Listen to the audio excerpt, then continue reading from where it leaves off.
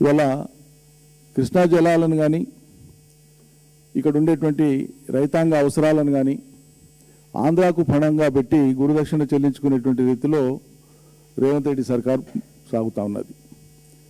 కృష్ణానదిలో ఉండేటువంటి నీళ్లను అడ్హాక్ బేసిస్లో కృష్ణా వాటర్ డిస్ప్యూట్స్ ట్రిబ్యునల్ ఏదైతే ఉందో కేడబ్ల్యూడిటి వీరేష్ కుమార్ ట్రిబ్యునల్ యొక్క ఫైనల్ అవార్డు వచ్చే కంటే ముందు జరగాల్సినటువంటి తాత్కాలిక ఒడంబడిక, అది కూడా కేంద్రం ఆనాడు వాళ్ళు నిర్దేశించినటువంటిది, మన ఆప్షన్ కాదు. అది ఫైనల్ అవార్డు వచ్చే లోపల టెంపరీ అరేంజ్మెంట్ కింద ఇంత వాడుకోండి అని చెప్పినటువంటిది.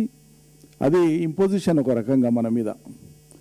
పోనీ దానికి కట్టుబడైనా ఆ నీటి పంపకం జరుగుతుందా ఏటా ఫైనల్ అవార్డు వచ్చే వరకు ఫైనల్గా నీళ్లు రెండు ప్రాంతాల మధ్యలో సమవిభజన జరిగేదాకా, అర్హతను బట్టి విభజన జరిగేదాకా న్యాయబద్ధంగానే సూచించినట్లే వాడుకుంటున్నారు అంటే అది లేదు.